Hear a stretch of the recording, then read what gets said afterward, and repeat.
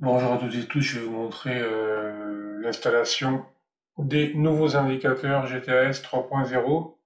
Alors vous avez une première version qui est sur la chaîne YouTube, et là je vais vous montrer la deuxième version avec les nouveaux indicateurs version 2023. Donc toujours dans l'idée de vous accompagner et de vous aider à installer vos indicateurs si vous avez le moindre souci. Donc on y va tout de suite, vous avez reçu évidemment vos indicateurs, vous les installez dans la plateforme, bien évidemment.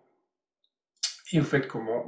Vous allez cliquer tout simplement sur ajouter le BSI court terme, ajouter le BSI moyen terme, ajouter le BSI long terme. Ensuite, si vous voulez les laisser en bas, vous les laissez en bas. Moi, je les mets en haut de préférence. Comme ça, lorsque je mets le volume, je ne confonds pas et j'ai moins de choses et ça me va bien en haut. Après, il n'y a aucun problème, vous les mettez où vous voulez. Vous avez vu comment j'ai fait glisser et ensuite on les resserre au maximum puisque bien évidemment l'idée c'est d'avoir le plus de place pour le mouvement des prix. On n'a pas à rester le nez collé sur ces indicateurs, ils sont pas là pour ça, ils sont là juste pour nous renseigner lorsqu'on en a l'utilité. Et ensuite, c'est essentiellement la nouveauté, c'est-à-dire que GTASP regroupe, comme c'est écrit ici, le convergence, le nuage et le BSI line.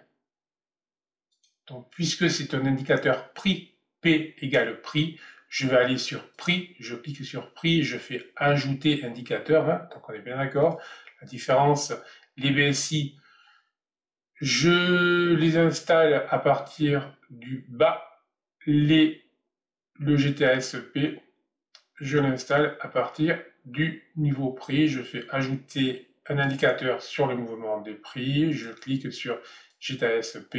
GTASP va automatiquement m'installer le convergence en fond d'écran, va automatiquement m'installer le nuage et va m'installer le BSI.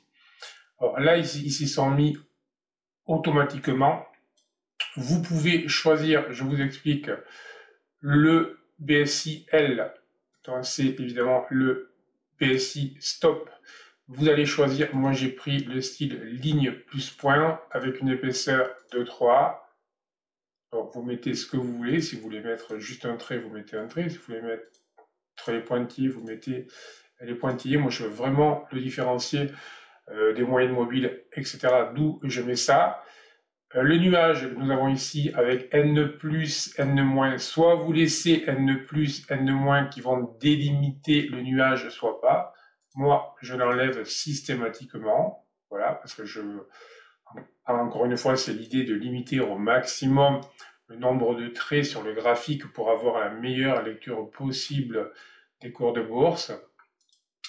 Je vais par contre dans zone de couleur et dans zone de couleur, je vais choisir la couleur que je veux mettre du nuage. Donc c'est plutôt évidemment rouge lorsqu'il est résistance et vert lorsqu'il est support.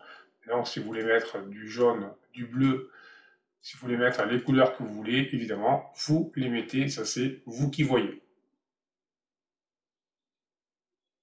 Et donc l'indicateur, le convergent de fond, lui, s'installe automatiquement.